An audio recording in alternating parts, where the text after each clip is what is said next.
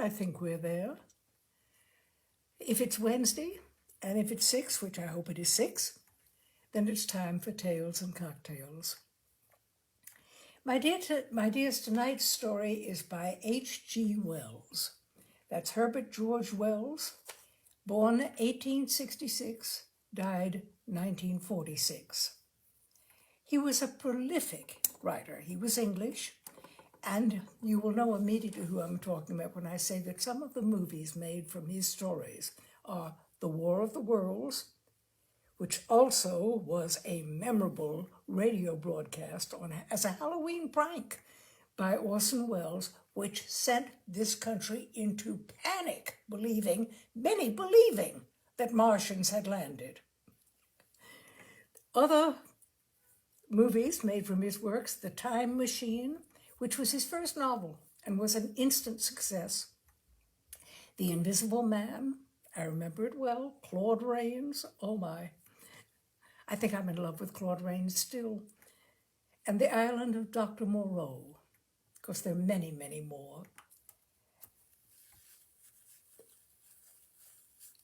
I won't even try to go into all of the short stories he wrote.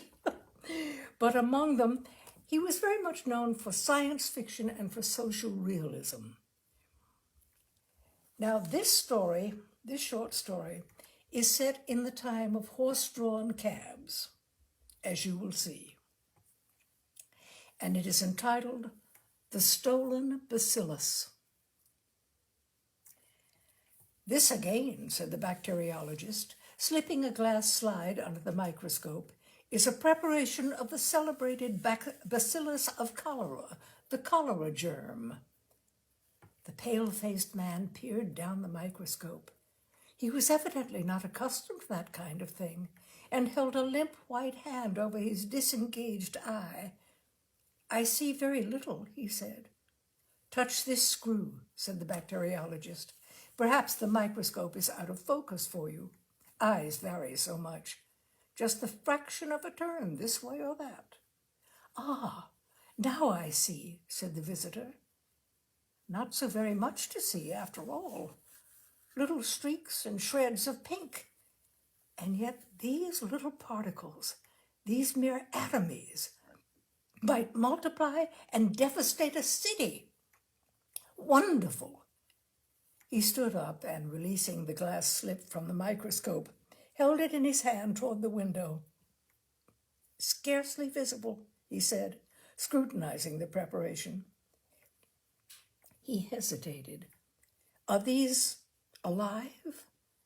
Are they dangerous now? These have been stained and killed, said the bacteriologist. I wish for my own part we could kill and stain every one of them in the universe. I suppose, the pale man said with a slight smile, that you scarcely care to have such things about you in the active state? On the contrary, we are obliged to, said the bacteriologist. For instance, he walked across the room and took up one of the sealed tubes. Here is the living thing.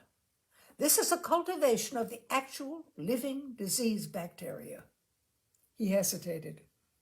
Bottled cholera, so to speak. A slight gleam of satisfaction appeared momentarily in the face of the pale man. It's a deadly thing to have in your possession, he said, devouring the little tube with his eyes. The bacteriologist watched the morbid pleasure in his visitor's expression. This man, who had visited him that afternoon with a note of introduction from an old friend, interested him from the very contrast of their dispositions.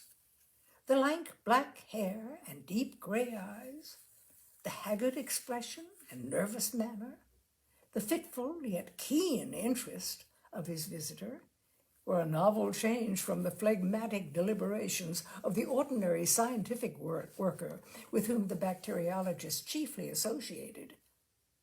It was perhaps natural, with a hearer evidently so impressionable to the lethal nature of his topic, to take the most effective aspect of the matter.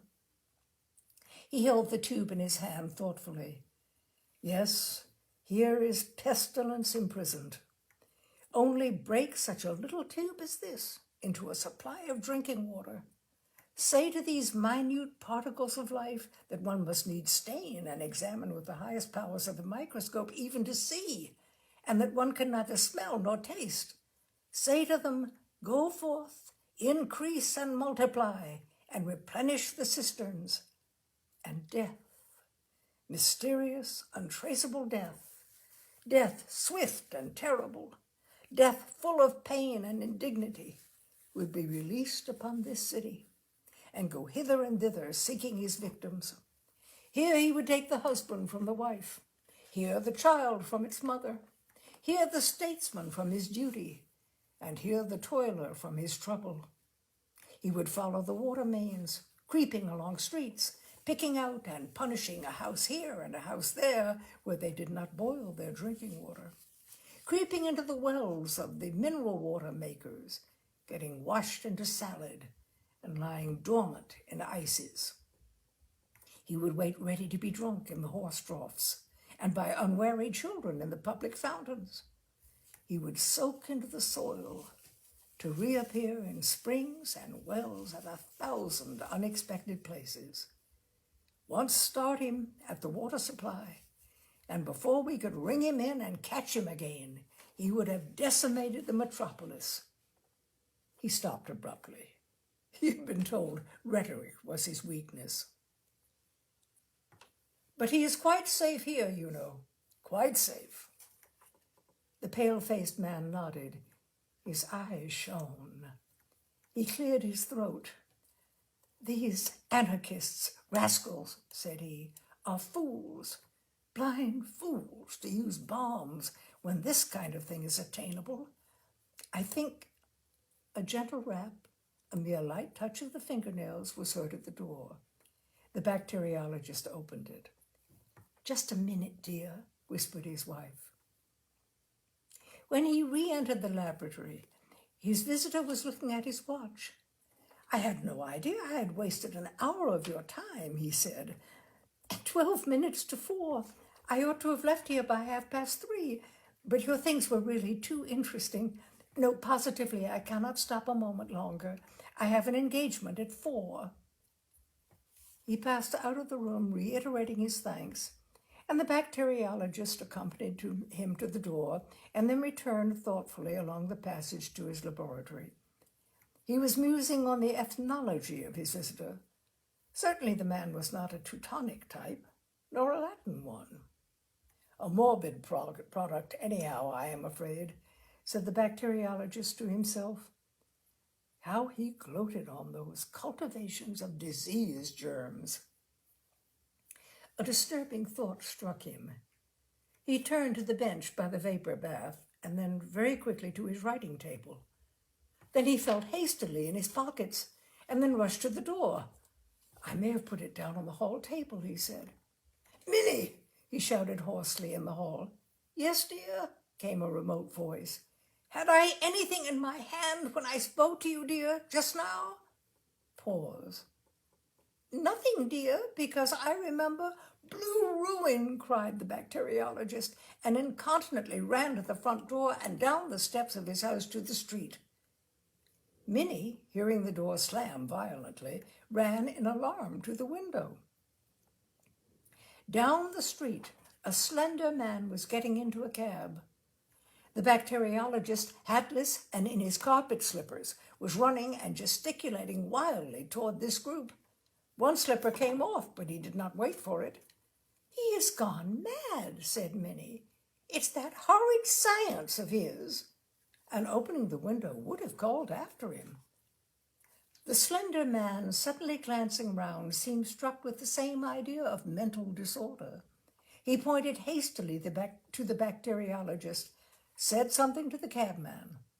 The apron of the cab slammed, the whip swished, the horse's feet clattered, and in a moment cab and bacteriologist, hotly in pursuit, had receded up the vista of the roadway and disappeared round the corner. Minnie remained straining out of the window for a minute. Then she drew her head back into the room again. She was dumbfounded.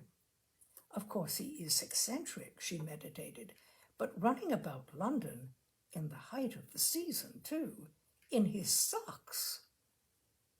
A happy thought struck her.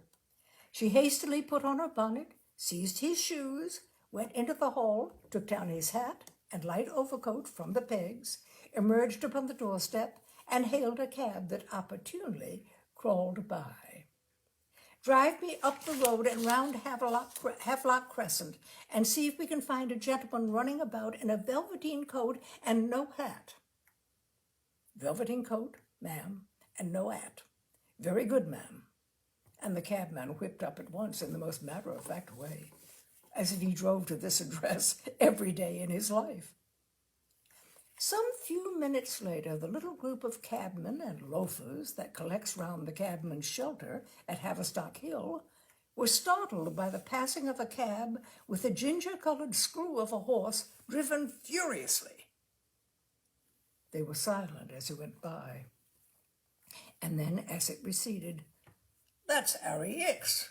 What's he got?" said the stout gentleman known as Old Toodles.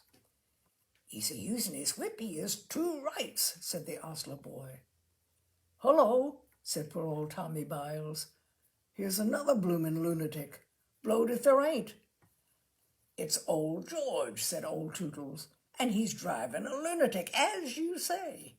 Ain't he a-clawing out of the cab? Wonder if he's after Harry Hicks."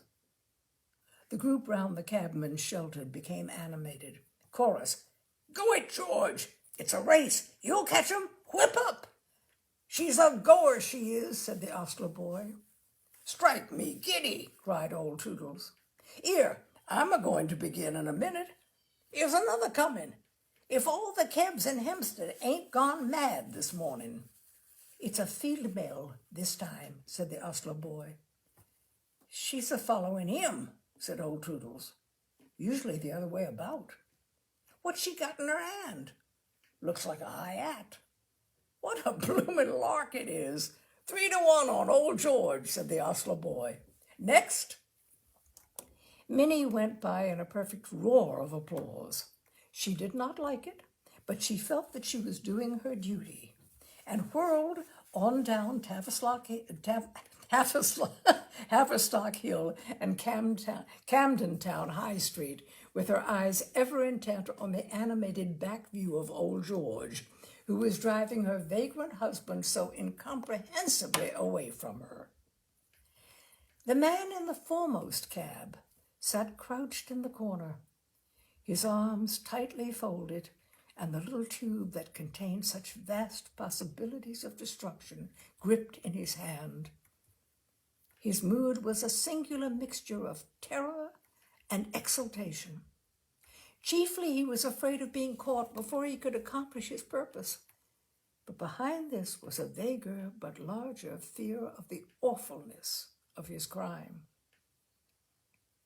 No anarchist before him had ever approached this conception of his. Ravachol, Vaillant, all those distinguished persons whose fame he had envied, dwindled into insignificance beside him. He had only to make sure of the water supply and break this little tube into a reservoir. How brilliantly he had planned it, forged the letter of introduction, and got into the laboratory, and how brilliantly he had seized his opportunity. The world should hear of him at last. All those people who had sneered at him, neglected him, preferred other people to him, found his company undesirable, should consider him at last. Death, death, death. They had always treated him as a man of no importance. All the world had been in a conspiracy to keep him under. He would teach them yet what it is to isolate a man. What was this familiar street? Great St. Andrew's Street, of course. How fared the chase? He craned out of the cab. The bacteriologist was hardly 50 yards behind. That was bad. He would be caught and stopped yet. He felt in his pocket for money and found half a sovereign. This he thrust up through the trap in the top of the cab into the man's face. "More," he shouted, "if only we get away." The money was snatched out of his hand. "Right you are," said the cabman, and the trap slammed, and the lash lay along the glistening side of the horse. The cab swayed, and the anarchist, half standing under the trap, put the hand containing the little glass tube upon the apron to preserve his balance. He felt the brittle thing crack, and the broken half of it rang upon the floor of the cab. He fell back into the seat with a curse and stared dismally at the 2 or 3 drops of moisture on the apron. He shuddered. "Well, I suppose I shall be the first. Phew! Anyhow, I shall be a martyr. That's something. But it is a filthy death, nevertheless. I wonder if it hurts as much as they say." Presently a thought occurred to him. He groped between his feet. A little drop was still in the broken end of the tube, and he drank that to make sure. It was better to make sure. At any rate, he would not fail. Then it dawned upon him that there was no further need to escape the bacteriologist. In Wellington Street, he told the cabman to stop and get out. Stop, and he got out. He slipped on the step, and his head felt queer. It was rapid stuff, this cholera poison. He waved his cabman out of existence, so to speak, and stood on the pavement with his arms folded upon his breast, awaiting the arrival of the bacteriologist. There was something tragic in his pose. The sense of imminent death gave him a certain dignity. He greeted his pursuer with a defiant laugh. "Vive l'anarchie! You are too late, my friend. I have drunk it. The cholera is abroad." The bacteriologist from his cab beamed curiously at him through his spectacles. "You have drunk it? An anarchist? I see now." He was about to say something more and then checked himself. A smile hung in the corner of his mouth. He opened the apron of his cab as if to descend, at which the anarchist waved him a dramatic farewell and strode off toward Waterloo Bridge, carefully jostling his infected body against as many people as possible. The bacteriologist was so preoccupied with the vision of him that he scarcely manifested the slightest surprise at the appearance of Minnie upon the pavement with his hat and shoes and overcoat. "Very good of you to bring my things," he said, and remained lost in contemplation of the receding figure of the anarchist. "You'd better get in," he said, still staring. Minnie felt absolutely convinced now that he was mad, and directed the cabman home on her own responsibility. "Put on my shoes? Certainly, dear," said he as the cab began to turn, and hid the strutting black figure, now small in the distance, from his eyes. Then suddenly something grotesque struck him, and he laughed. Then he remarked, It is really very serious, though. You see, that man came to my house to see me, and he is an anarchist. No, don't faint, or I cannot possibly tell you the rest. And I wanted to astonish him, not knowing he was an anarchist, and took up a cultivation of that new species of bacterium I was telling you of, that infest and I think cause the blue patches upon various monkeys. And like a fool, I said it was Asiatic cholera. And he ran away with it to poison the water of London. And he certainly might have made things look blue for this civilized city. And now he has swallowed it. Of course, I cannot say what will happen, but you know it turned that kitten blue, and the 3 puppies in patches, and the sparrow bright blue. But the bother is I shall have all the trouble and expense of preparing some more. Put on my coat on this hot day? Why? because we might meet Mrs. Jabber. My dear Mrs. Jabber is not a draft. But why should I wear a coat on a hot day because of Mrs. Oh, very well. And that is The Stolen Bacillus by H.G. Wells. It's one of my favorites. I hope you've enjoyed it, my dear. My dears, we'll make that plural, indeed. And I hope to see you next week on Wednesday at 6 for Tales and Cocktails. Bye for now.